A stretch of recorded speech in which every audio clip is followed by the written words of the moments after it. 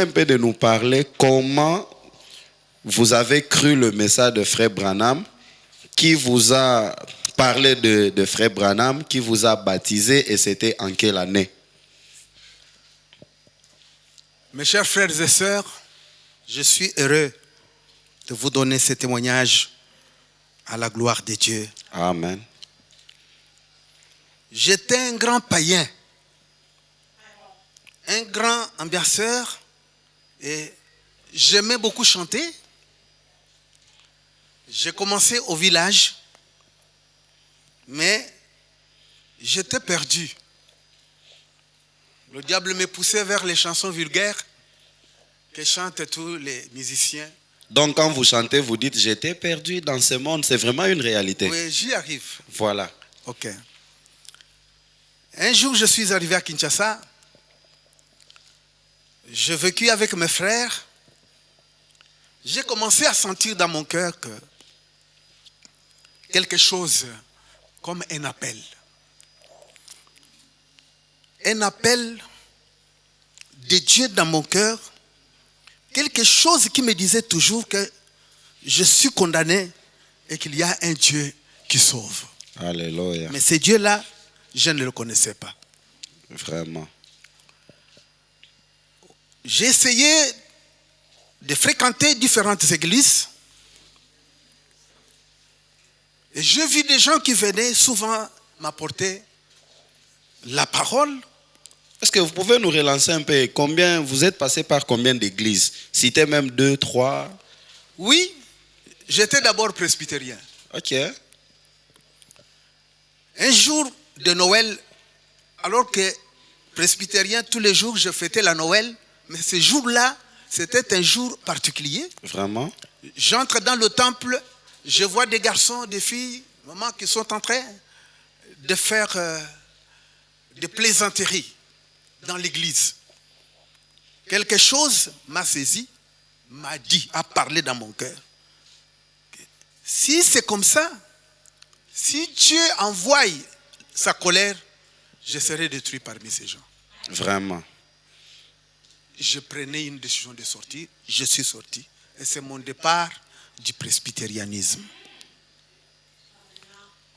Ces jours-là, notre comment on appelle ça, notre Pasteur. orchestre Ah, ok. devait tenir un concert dans la commune de Kasavubu. Et je devais partir. Mais quelque chose d'autre était en train de parler dans mon cœur. Vraiment. Je pouvais me demander, j'ai dit avant d'aller dans cette fête-là, si je vais dans cette fête, on va nous offrir de la boisson, de la cigarette, peut-être qu'on va prendre les femmes.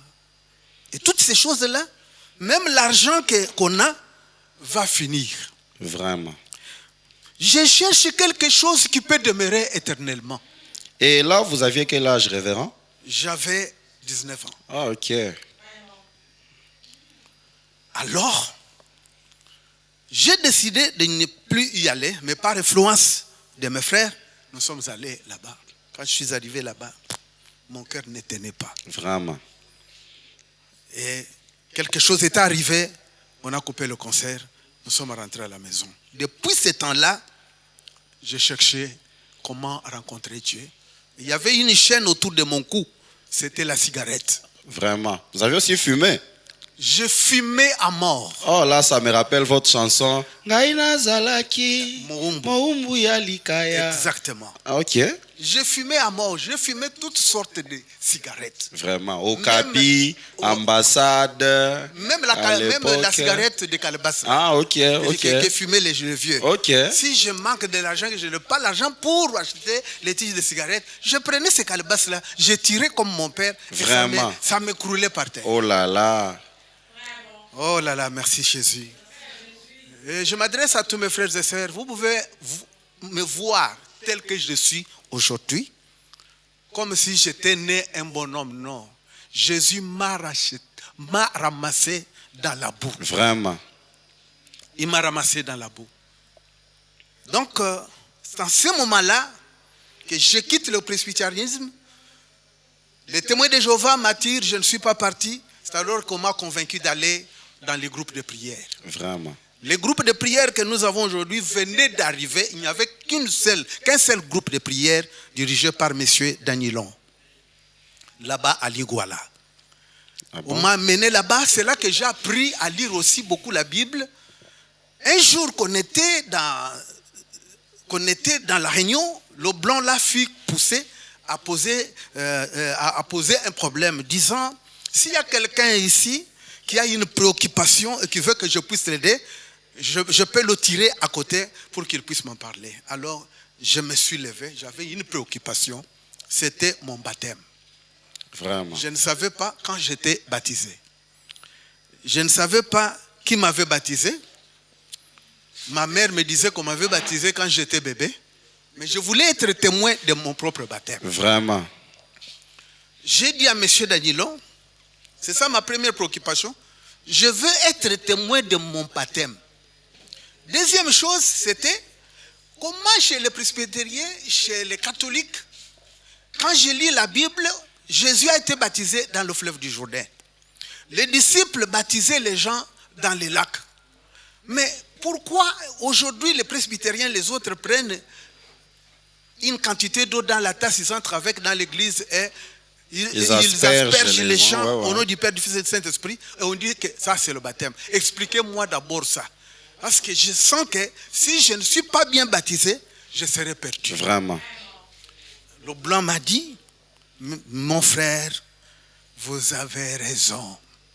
Vous devez être rebaptisé. C'était en 1973. Ah, ok. Là, le message venait à peine d'arriver au Congo par les truchements de Mukuna Kazadiwa Chipuya. Non. En cette année-là. Lui n'avait pas encore cru le message. Parce qu'il paraîtrait que le message est arrivé en République démocratique du Congo autour de 1973.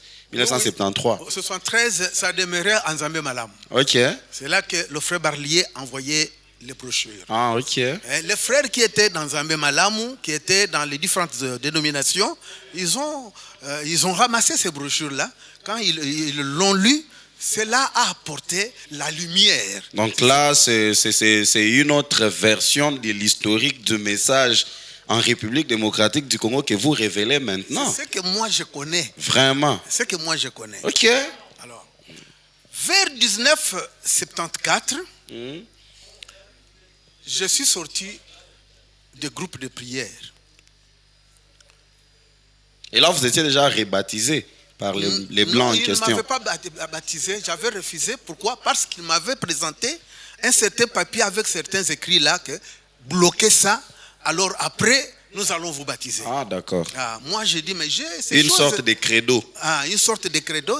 J'ai vu ces choses là d'où je viens. Alors, quelque chose m'a dit de sortir. C'est là que je suis sorti. Maintenant, je cherchais où est-ce que je pouvais trouver une église qui prêche comme les apôtres dans la Bible. Parce que je lisais beaucoup la Bible. Vraiment. C'est alors qu'une voix intérieure me parle d'aller chez ma grande sœur. C'était en 1974, vers la fin. Ok. Je suis allé là-bas. J'ai trouvé un groupe de gens qui priaient dehors, dans la parcelle de la maman du pasteur Barouti. Ok. Parmi ces gens-là... Maman Ndeni. Ouais. De ces gens-là, j'ai vu un puissant évangéliste, un prédicateur qui était en train de diriger la réunion et de prier pour les malades.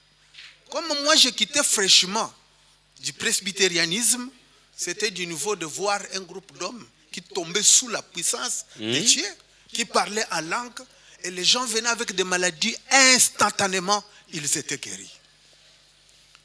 J'ai vu un garçon du nom de Dodo. Il était un fumeur du chanvre. Comme là, moi. pour vous relancer, il s'agissait de quel prédicateur qui prêchait quand vous êtes arrivé là? C'était Poshi Mukonkole. Poshi Mukonkole. Voilà. Ah, ok. C'est un ancien de la première pluie. Oui, un ancien de la première pluie. Vraiment. Un puissant prédicateur. Alors, quand ils étaient en train de prêcher, de prier pour les malades, j'ai vu un garçon fumeur du chanvre Oui, vous pouvez continuer, papa. Oui. Un garçon fumeur du chanvre. Lui, son travail était de prendre sa radio, cassette. Il se tient tout près d'eux pour enregistrer. Les prédications. Non, pour enregistrer les paroles, langue, les cris que les gens poussaient, tout consort, pour que quand il va fumer du chanvre, il commence à se moquer. Ah, vraiment. Alléluia. Ce message est glorieux et puissant. Vraiment. Alors qu'il était là debout avec sa radio cassette, la puissance de Dieu l'a suivi là où il était debout, Vraiment. l'a projeté par terre. Vraiment. Là, ça, j'ai vu de mes propres yeux. Vraiment. La radio est tombée là-bas et il est devenu un chrétien.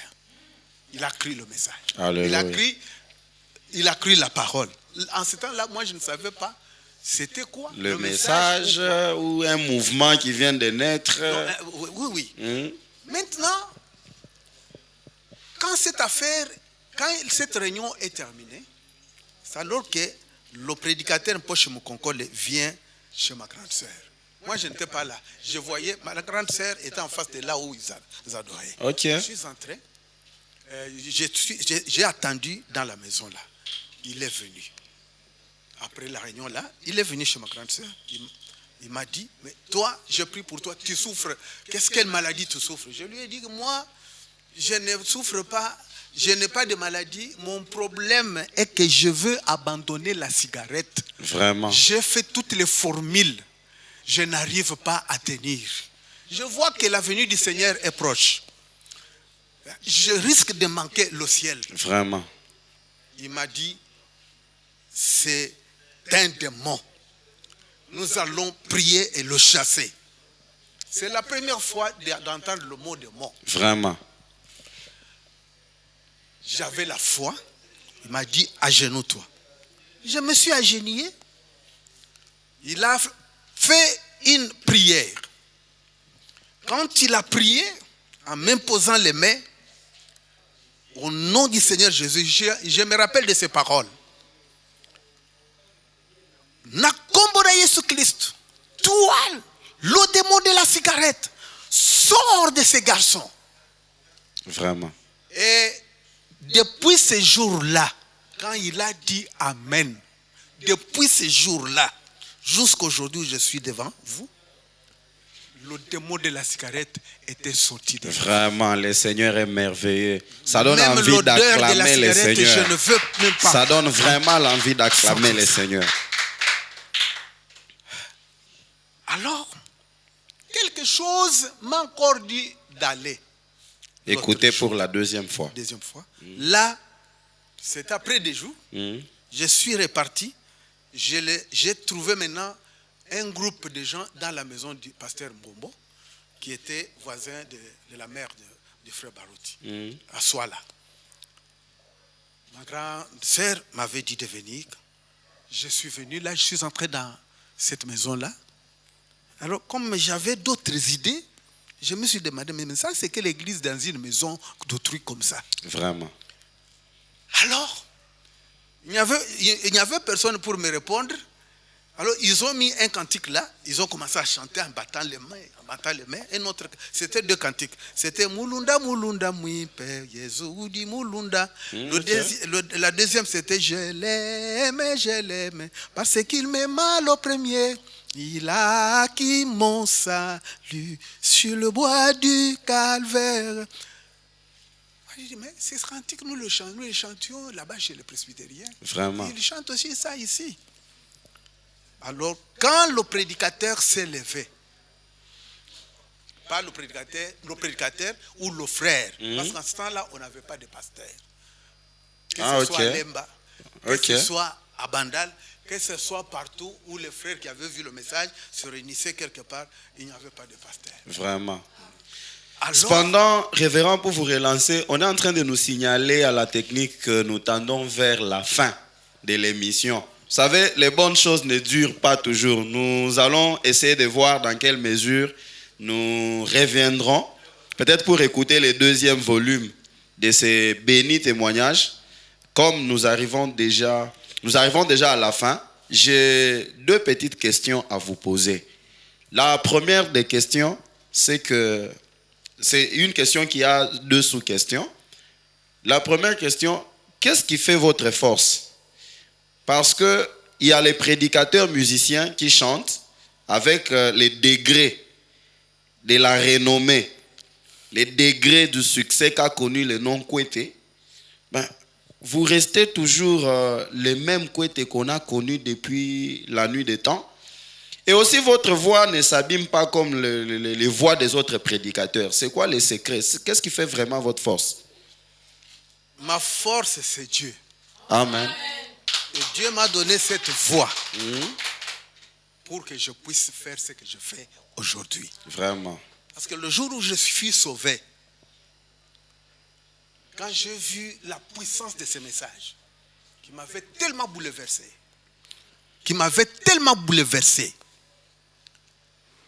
on m'a baptisé dans la rivière Ndili. Après mon baptême, j'étais tellement joyeux. Pouvons-nous connaître le nom de la personne qui vous a baptisé? C'est le pasteur Mbombo. Ah, ok. Le pasteur Momo de Rez Mémoire, le premier pasteur de l'Assemblée chrétienne de Rigini. Ah, ok. C'est celui-là qui m'avait baptisé. Pendant qu'il m'a baptisé, là, je laisse comme le temps est déjà parti.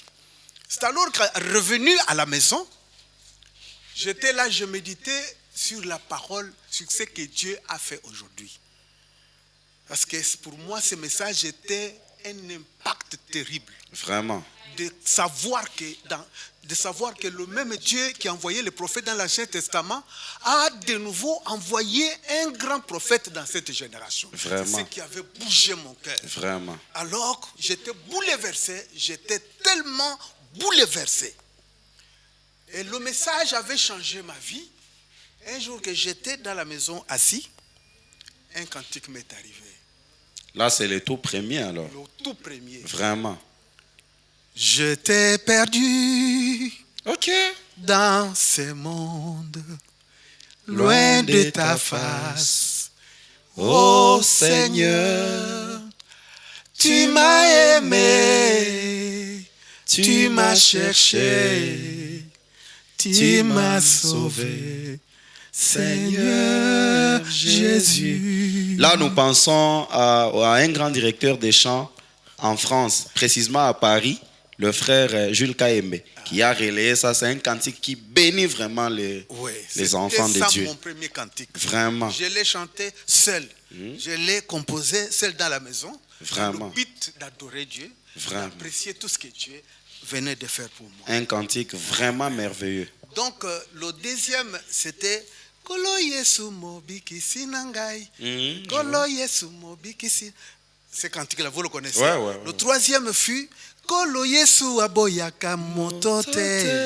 Ata Ojali Mabe Nyonso. Ah, vraiment. C'était cela. C'est naturellement les cantiques qui nous amènent aux eaux de baptême. Quand on veut baptiser les gens. On nous signale toujours à la technique que nous sommes vraiment arrivés à la fin de l'émission. Donc, le révérend, nous arrivons pratiquement à la fin. Nous vous donnons peut-être 3 minutes pour donner un conseil d'un père à des jeunes talents, des jeunes musiciens qui ont emboîté vos pas, qui ont suivi vos pas. Qu'est-ce qui peut faire leur force? Qu'est-ce qui peut faire qu'ils puissent aussi prendre de l'ascension? Qu'est-ce qui peut faire qu'ils puissent devenir comme des papas Kouété de demain? Un conseil? Depuis que je fais ce témoignage, vous ne m'avez pas entendu mentionner le problème de l'argent. Vraiment. C'était sur base d'une expérience du salut que j'avais fait, que j'avais connu dans ma vie. Si les jeunes d'aujourd'hui qui sont venus au message et aiment chanter, ils chantent et tout consort, la seule chose qui peut les sauver, c'est seulement l'humilité. Vraiment. Et l'amour de la parole. Vraiment. L'humilité, l'amour de la parole. L'amour de la parole. Et c'est ce qui fait ma force. C'est ce qui fait ma force. C'est vraiment percutant. Donc, en ce moment où je vous parle, je ne suis pas chaud pour les histoires des studios et tout consort. Je ne vais pas entrer dans le studio dans le but de répandre les vertus que Dieu a mises en moi. Vraiment. Parce que l'épouse est partout. Parce que ça fait aussi beaucoup de temps que vous avez lancé un nouvel album sur les marchés des disques. Ça fait vraiment pratiquement longtemps. Oui. Longtemps. Mais je chante beaucoup. Oui, oui. Plus que quand j'entrais au studio. Vraiment. J'aime maintenant chanter, prêcher. Les âmes viennent au Seigneur. Les enfants de Dieu sont bénis. Comme nous sommes arrivés à la fin, on ne peut pas se séparer comme ça. Je crois que le pasteur va encore nous faire un chant de son choix.